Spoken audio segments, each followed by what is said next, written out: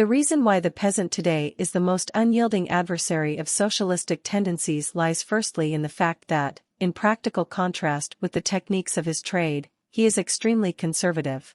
Since private property now exists, he clings to it, just as he did centuries ago to the German mark community and much later still to mixed crop farming.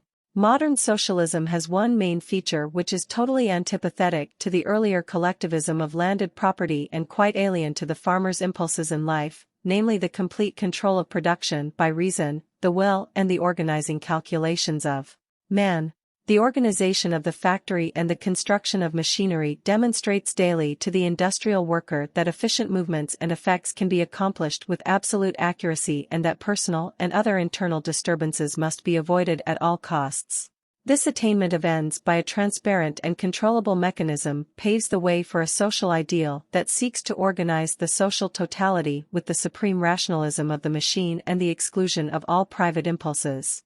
In contrast, the peasant's work and its success is dependent upon independent and unpredictable powers, and his thoughts are concerned with a favor that is not subject to reason and with the respective utilization of irregular conditions. Thus his ideals are opposed to those of socialism, which aims not at favors but at the elimination of all that is fortuitous and at an organization impossible in agricultural pursuits that makes all elements of life calculable. The complete control of total production by reason and willpower is technically possible only with total centralization of the means of production in the hands of society, but it is obvious how different the ancient collectivity of a primitive economy is in its core and in its meaning from socialism, whose ideal grew out of the most mobilized property conditions determined by the money economy. This is true in spite of the fact that primitive collectivism as an instinct and as a nebulous ideal may have contributed to the driving forces of socialism. Historically, at any rate, the correlation between the primitive economy and collectivism and, on the other hand, the mobilization of possessions and their individualization does exist. Closely associated with its character as a collective good, land also possesses a distinctive character as inherited property. If we analyze the economic content of family organizations, we often discover that the difference between inherited property and self-acquired property coincides with the difference between immovable and movable assets. In the northwestern districts of India, the same word, jam, covers the right of both primogeniture and landed property in the narrower sense. In the contrary case, the connection between movable property and the individual may be so close that among primitive and often very poor tribes the transference of property by inheritance is not carried out at all. Rather, as is reported from many parts of the world, the belongings of the deceased are destroyed. Mystical ideas undoubtedly play a role here, as if the spirit of the dead might be tempted by these things and might return to do damage. However, this merely testifies to the close relationship that exists between the individual and his possessions such that superstitions dwell upon it. It is reported that in the Nicobar Islands it is considered wrong to inherit from kinsfolk and therefore, except for trees and dwellings, assets are destroyed. Trees and dwellings have the character of immovable property, so their connection with the individual is a loose one and they are thus suitable for being transferred to others. We have a dual relationship to things, man persists and things change, and things remain and men change. Where the former predominates, as in movable property, the accentuation is on man, and one is inclined to emphasize the individual as the essential element. Where, in contrast, the objects persist and survive in relation to man, the individual recedes in importance. Land appears as the rock upon which individual life, like the wave, rises and runs off. Therefore immovable property is disposed towards allowing the individual to move into the background, his relationship to the collectivity here being analogous to his relationship to objects. This also accounts for the close relationship of landed property and aristocracy based on the principle of inheritability. I again recall how much, in ancient Greece, the aristocratic principle of family continuity, supported by religion, interacted with the central position of landed property. To sell landed property was a violation of duty not only towards one's children, but to a higher degree towards one's ancestors. It has also been pointed out that royal fiefage was merely in kind, as in early medieval Germany, whereas in countries somewhat closer to a money economy, the principle of inheritance acts as a barrier to economic individualization.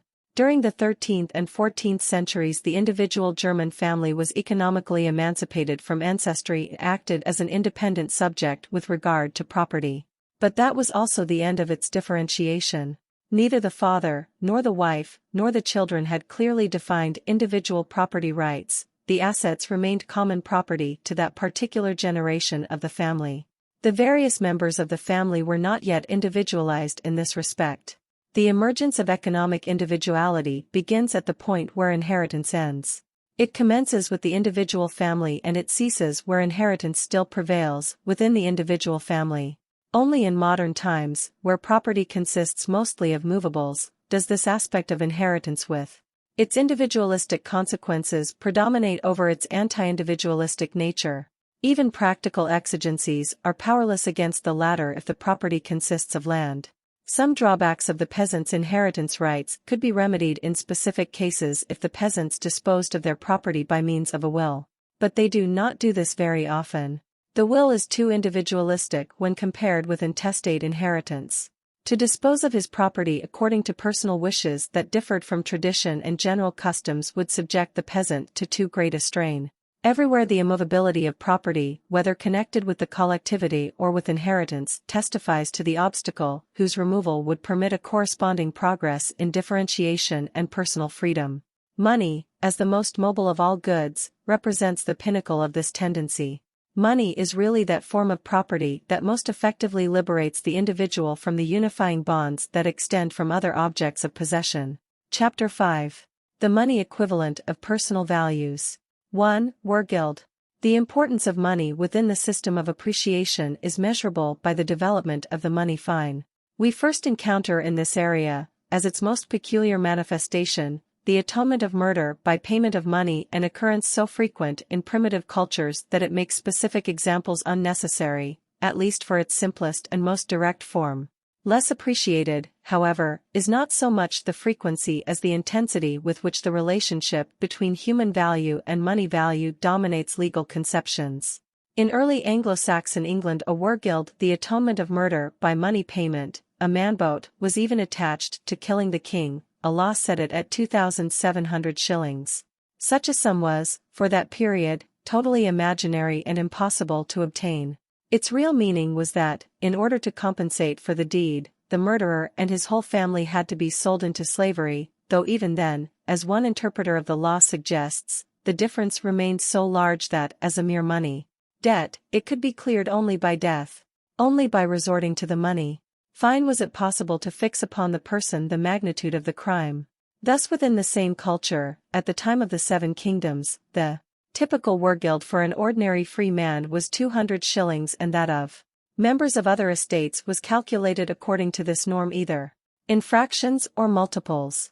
This indicates, in a different manner, the way in which money provided a quantitative concept of the value of human beings. Thus one finds, even at the time of the Magna Carta, the statement that the knight, baron and earl relate to each other as shilling, mark and pound, since these are the proportions of their escheat, a conception that is as typical as its basis is inaccurate. For it illustrates that the tendency to reduce the value of man to a monetary expression is so powerful that it is realized even at the expense of objective accuracy. This tendency not only makes money the measure of man, but it also makes man the measure of the value of money. From time to time, we come across a monetary unit as the sum to be paid for homicide. According to Grimm, the perfect skillan means, I have killed or wounded, therefore I have become penitent. The solidus was the basic fine according to which payments were calculated in common law.